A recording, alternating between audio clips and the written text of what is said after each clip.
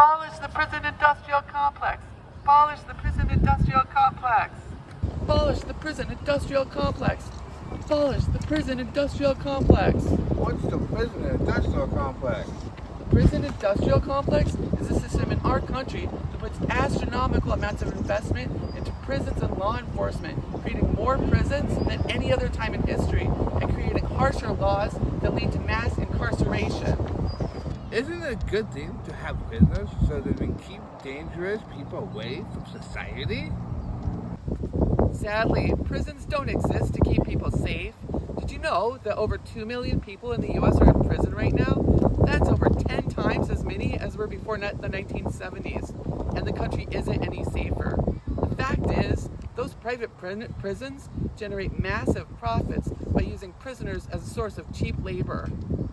Well, at least the prisoners can earn some money while they're serving their sentence. Hardly. The minimum wage doesn't apply to prison labor, so prison work is essentially modern-day slavery. Aren't you exaggerating? Not at all. The criminal justice system in this country is guilty of using race and ethnicity as grounds for suspicion, aka racial profiling. Black and Latinx people are more likely than white people to be arrested, charged, convicted, receive a longer sentence, and to even face the death penalty. A study in Florida from 1999 showed that Black and Latinx motorists are more likely to be pulled over and much more likely to be searched than white drivers. Well, that's Florida. Studies in Maryland, Seattle, New Jersey, and New York have shown similar results. For example, one study found that half the people stopped by NYPD officers were Black, even though Black people only make up 25% of the New York City population. And NYPD officers frisked 85% of Black and Latinx people they stopped, compared with just 8% of white people. Does that mean that white people just violate laws less? No, New Jersey study found that Black and white motorists violated traffic laws at nearly the same rate. What about violent criminals? Isn't that the real reason there are so many people in prison? The truth is, at the federal level, nearly half of all inmates are in prison for non-violent drug-related crimes. So you're saying that the police intentionally targeting people of color, and that a large portion of them are in prison for non-violent drug-related crimes? And that's how this country perpetuates slavery into the 21st century. Wow, that's a lot to take in. That's why I'm out here. People need to know. You talk a lot about the prison system, but don't we educate people to stay away from things like drugs and other criminal activities? Actually, the education system in America harms people of color just as much as the prison system. How so? Well, think about how public schools are funded. Most of them get their funding through local property taxes. Consider how people of color in America have been forced into residential segregation. What's that? Residential segregation is when different groups of people are sorted into separate neighborhoods. Because Black and Latinx families possess only 9 cents compared to every dollar that white families own, the schools in their neighborhoods are woefully underfunded. Ever since the U.S. Supreme Court decided in 1991 the schools were not obligated to desegregate, schools have had racial segregation based on where kids live.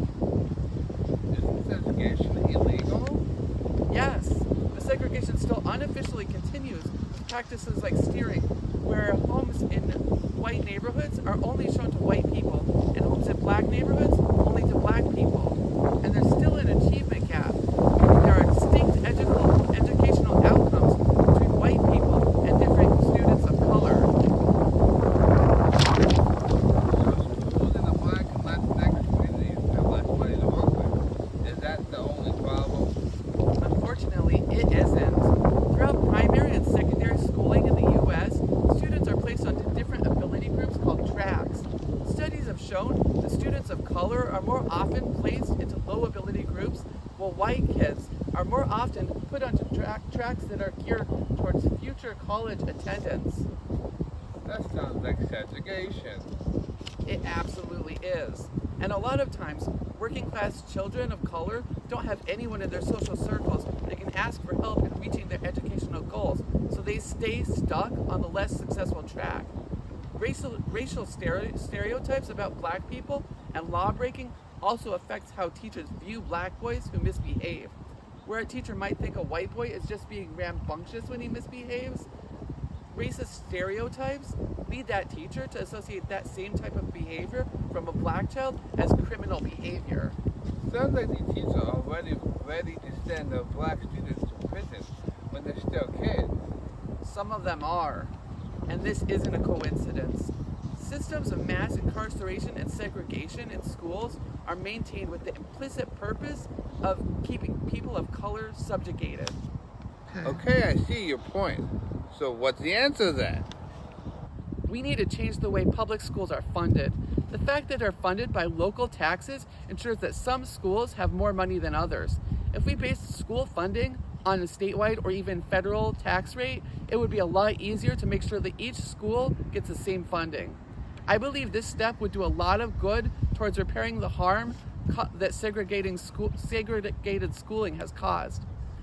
I think we need to do a better job of calling out racist depictions of people of color in media, especially black people in depictions of criminality, as it directly leads to racist stereotypes. Finally, we desperately need to decriminalize drugs and focus on providing healing resources like mental health professionals to people with drug problems rather than punishing them. And people who are in prison for nonviolent drug-related crimes should be released. Exactly. Because people of color are targeted so heavily by police for drug crimes, decriminalization would do a lot of good towards healing the harm caused by mass incarceration. You're really giving me a lot to think about. I'm glad. Thanks so much for taking the time to listen. There is hope for an equitable society, but it's going to take each of us to stand up and speak the truth. Next time with your family and friends, don't be afraid to share what you've learned. I will. What can I do even more than that? Can I? Absolutely. Abolish the prison industrial complex. Abolish the prison industrial complex. Abolish the prison industrial complex.